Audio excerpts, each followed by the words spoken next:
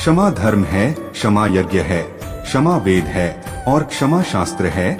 जो इस प्रकार जानता है वह सब कुछ क्षमा करने योग्य हो जाता है। अमृत और मृत्यु दोनों इस शरीर में ही स्थित हैं। मनुष्य मोह से मृत्यु को और सत्य से अमृत को प्राप्त होता है। अपनी प्रभुता के लिए चाहे जितने उपाय किए जाएं, परंतु परिश्रम के बिना संसार में सब फीका है। जो मनुष्य नाश होने वाले सब प्राणियों में समभाव से रहने वाले अविनाशी परमेश्वर को देखता है, वही सत्य को देखता है। जो सज्जनता का अतिक्रमण करता है उसकी आयु, संपत्ति, यश, धर्म, पुण्य, आशीष, श्रेय नष्ट हो जाते हैं।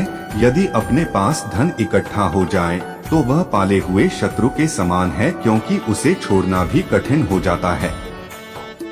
ज्ञान रूप, जानने योग्य और ज्ञान से प्राप्त होने वाला परमात्मा सबके हृदय में विराजमान है, जिसे सत्य पर विश्वास होता है और जो अपने संकल्प पर दृढ़ होता है उसका सदैव कल्याण होता रहता है। सत्य ही धर्म, तप और योग है। सत्य ही सनातन ब्रह्मा है। सत्य को ही परम यज्ञ कहा गया है तथा सब कुछ सत्य पर ही टिका है।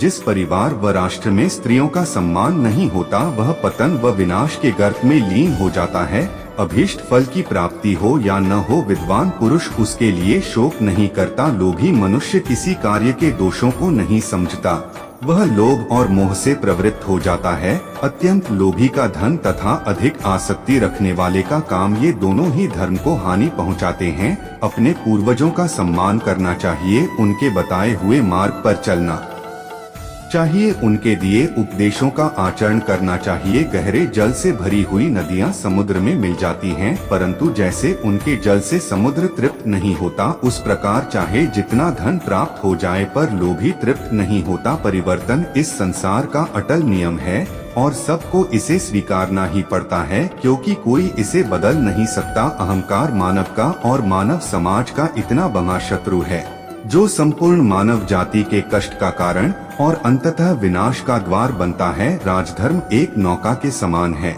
यह नौका धर्म रूपी समुद्र में स्थित है। सद्गुण ही नौका का संचालन करने वाला बल है। धर्मशास्त्र ही उसे बांधने वाली रस्सी है। व्यक्ति को अभिमान नहीं करना चाहिए, नहीं तो दुर्योधन जैसा हाल होगा। जुआ खेलना अत्यंत निष्कृष्ट कर्म है।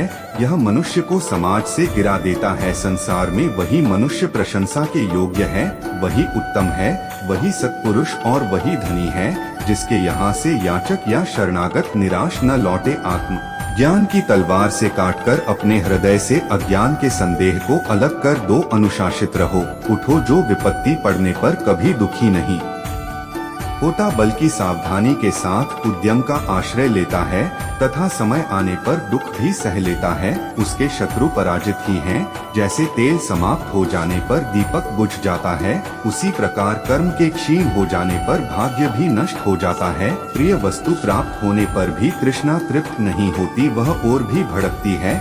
जैसे ईंधन डालने से अग्नि, सदाचार से धर्म उत्पन्न होता है तथा धर्म से आयु बढ़ती है। नारी प्रकृति की बेटी है, उस पर क्रोध मत करो, उसका हृदय कोमल है, उस पर विश्वास करो। सत्पुरुष दूसरों के उपकारों को ही याद रखते हैं, उनके द्वारा किए हुए बैर को नहीं। विधि के विधान के आगे कोई नहीं टिक सकता। एक पुरुषार्थी को भी वक्त के साथ मिटकर इतिहास बन जाना पड़ता है। अपनी दृष्टि सरल रखो, कुटिल नहीं सत्य बोलो, असत्य नहीं दूरदर्शी बनो, अल्पदर्शी नहीं परम तत्व को देखने का प्रयास करो। क्षुद्र वस्तुओं को नहीं, उससे मत डरो जो वास्तविक नहीं है।